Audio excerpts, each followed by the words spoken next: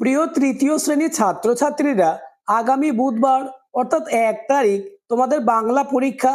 তাই তোমাদের পরীক্ষায় চূড়ান্ত সফলতা অর্জনের জন্য আজ আলোচনা করব বাংলা সাবজেক্টের অতীব গুরুত্বপূর্ণ একটি কোয়েশ্চেন পেপার নিয়ে। তাই ভিডিওটি প্রথম থেকে শেষ পর্যন্ত দেখো, কেননা তোমাদের স্কুলে এমন প্রশ্নই আসবে। শুরু করছি আজকের আলোচনা। প্রথম পর্যায়ক্রমিক মূল্যায়ন 2026, শ্রেণী তৃতীয়, বিষয় বাংলা, পূর্ণমান 20, সময় 40 মিনিট। এই কোশ্চেন পেপারটি প্রাথমিক শিক্ষা পর্ষদের নির্দেশ অনুযায়ী নবপ্রবর্তিত পদ্ধতি অনুসারে নির্মিত। দাগ নম্বর 1, কবির নাম সহ সারাদিন কবিতাটির প্রথম 4 লাইন মুখস্থ লেখো। প্রশ্নের মান 2+1। উত্তরটি দেখে নাও। সারাদিন, সুনির্মল চক্রবর্তী। সারাদিন ভালো লাগে নানা ছবি আঁকতে, খাতার পাতায় চাই মনখানা রাখতে, হিজিবিজি ভাবনারা মনে আসে যখনই, ছবি হয়ে খাতাটায় রয়ে যায় তখনই। পরের প্রশ্ন, দাগ নম্বর 2, সঠিক উত্তরের মাথায় টিক চিহ্ন দাও, যে কোনো 4টে। প্রথম কোশ্চেন, সত্যি শোনা গল্পে বুড়ো চাষি তার ছেলেকে ডেকে বলেছিল। উত্তর হবে মাটির নিচে পুঁতে রাখা সোনার কথা। আলোচিত প্রতিটি প্রশ্ন খুবই গুরুত্বপূর্ণ, তাই বাংলা সাবজেক্টে 20তে 20 পেতে চাইলে পরীক্ষার আগে প্রতিটি প্রশ্নের উত্তর তোমরা মুখস্থ করে নাও। পরের প্রশ্ন, চাষির ছেলে ফসল কাটার পর তার দোকানে, হাটে না বাজারে বিক্রি করে? উত্তর হাটে। নেক্সট, প্রশ্ন নম্বর গ, ট্রেন এসে দাঁড়িয়েছিল যে স্টেশনটিতে? উত্তর কারমাটা স্টেশনটিতে। নেক্সট, কোশ্চেন নম্বর ঘ, বনের পশু পাখিরা শিকারীকে ভালোবাসতো, ঘৃণা করত, ভয় পেত না উপহাস করত? উত্তর ভয় পেত। পরের প্রশ্ন, দেওয়ালের ছবিটি এঁকেছিলেন? উত্তর হবে শিকারী ঠাকুরদা। নেক্সট, কোশ্চেন নম্বর চ, পৃথিবীর পাতা ভরা বাগানে নেমে এলো ফুলপরীরা, জলপরীরা না বনপরীরা? উত্তর হবে ফুলপরীরা। নেক্সট, দাগ নম্বর 3, শূন্যস্থান পূরণ করো, যে কোনো 4টে। প্রথম প্রশ্ন, ড্যাশ ভাবনারা মনে আসে যখনই? উত্তর হিজিবিজি, অর্থাৎ হিজিবিজি ভাবনারা মনে আসে যখনই। পরবর্তী প্রশ্নগুলি আলোচনার আগে চ্যানেলে নতুন হয়ে থাকলে চ্যানেলটিকে সাবস্ক্রাইব করে দেবে এবং ভিডিওটি তোমার বন্ধুদের মধ্যে শেয়ার করে দেবে। পরের প্রশ্ন, ফুল গল্পটি লিখেছেন? উত্তর হবে শুক্লতা রাও। নেক্সট, কোশ্চেন নম্বর গ, কুলি যে নামে নিজের পরিচয় দিয়েছিলেন তা হলো ড্যাশ? উত্তর ঈশ্বরচন্দ্র শর্মা। পরের প্রশ্ন, চাষির ছেলের বউ খুব ড্যাশ? উত্তর বুদ্ধিমতী, অর্থাৎ চাষির ছেলের বউ খুব বুদ্ধিমতী। নেক্সট, দাগ নম্বর 4, নিচের প্রশ্নগুলি 2-1টি বাক্যে উত্তর দাও, প্রতিটি প্রশ্নের মান 1 করে। প্রথম কোশ্চেন, গভীর জঙ্গলে সারা রাত ফুলপরীরা কি করে? উত্তর গভীর জঙ্গলে সারা রাত ফুলপরীরা হাত ধরাধরি করে নাচে। নেক্সট কোশ্চেন, গল্পের শিকারীটি কিভাবে তার দিন কাটাতো?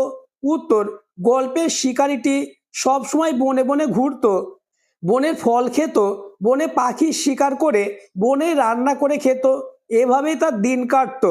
পরের প্রশ্ন, সত্যি শোনা গল্পটি পড়ে তুমি কি শিক্ষা পেলে? উত্তর সত্যি শোনা গল্পটি পড়ে আমি বুঝেছি বুদ্ধি থাকলে আর কঠোর পরিশ্রম করলে তার পুরস্কার পেতে দেরি হয় না। এমন প্রশ্নই তোমাদের আসতে চলেছে, তাই প্রতিটি প্রশ্ন পরীক্ষার আগে মুখস্থ করে নাও। পরের প্রশ্ন, শিশুটির চিন্তা ভাবনা বুঝতে গেলে কি করতে হবে? উত্তর শিশুটির চিন্তা ভাবনা বুঝতে গেলে কবিতা পড়তে হবে। নেক্সট, কোশ্চেন নম্বর উঙ, বনের শিকারীর বাড়িটি কোথায়? উত্তর গল্পের শিকারীর বাড়িটি ছিল বনের ওপারে ফসল ভরা মাঠের পাশে। নেক্সট কোশ্চেন, তোমাদের পাঠ্য কোন গানটি রবীন্দ্রনাথ ঠাকুরের লেখা? তিনি কত সালে নোবেল পুরস্কার পান? উত্তর আমাদের পাঠ্য আজ ধানের ক্ষেতে গানটি রবীন্দ্রনাথ ঠাকুরের লেখা, তিনি 1913 সালে নোবেল পুরস্কার পান। নেক্সট কোশ্চেন, ধান গাছ থেকে আমরা কি কি পাই? উত্তর ধান, চাল এবং খড় পাই। নেক্সট, দাগ নম্বর 5, নির্দেশ অনুসারে নিচের প্রশ্নগুলির উত্তর দাও। দাগ নম্বর ক, শব্দার্থ লেখো। প্রথম কোশ্চেন, পারিশ্রমিক। উত্তর মজুরি। চমৎকার এর অর্থ খুব সুন্দর। মর্যাদা এর অর্থ সম্মান। নেক্সট, বিপরীত শব্দ লেখো, যেমন সংকুচিত বিপরীত হচ্ছে প্রসারিত। সম্মান, বিপরীত হচ্ছে অসম্মান, রাত, বিপরীত হচ্ছে দিন।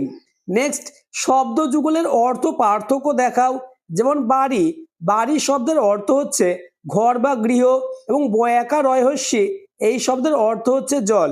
নেক্সট কোশ্চেন, আ দন্ত সহায়িকা এর অর্থ আগমন এবং আ তালব্য সহায়িকা এর অর্থ কামনা।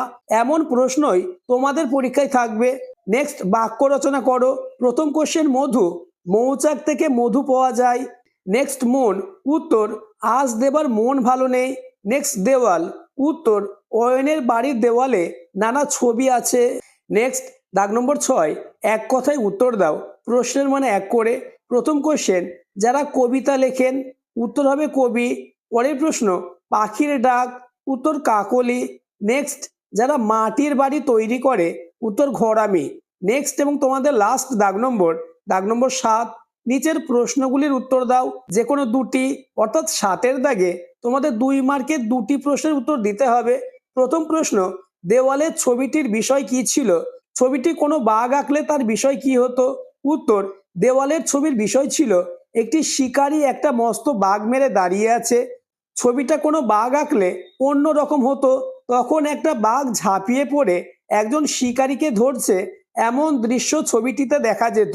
পরের প্রশ্ন, সকালবেলা সেখানে গেলে নাকি দেখতে পাওয়া যায়? সকালে কোথায় গেলে কি দেখতে পাওয়া যায়, তার কারণ কি? উত্তর, গভীর জঙ্গলে সকালবেলা গেলে দেখতে পাওয়া যাবে ফুলপরীদের পায়ের চাপে ঘাস শুয়ে পড়েছে, কারণ ফুলপরীরা সারা রাত ফুল বনে হাত ধরাধরি করে নাচে, ভোর হতে না হতে আবার তারা চলে যায়।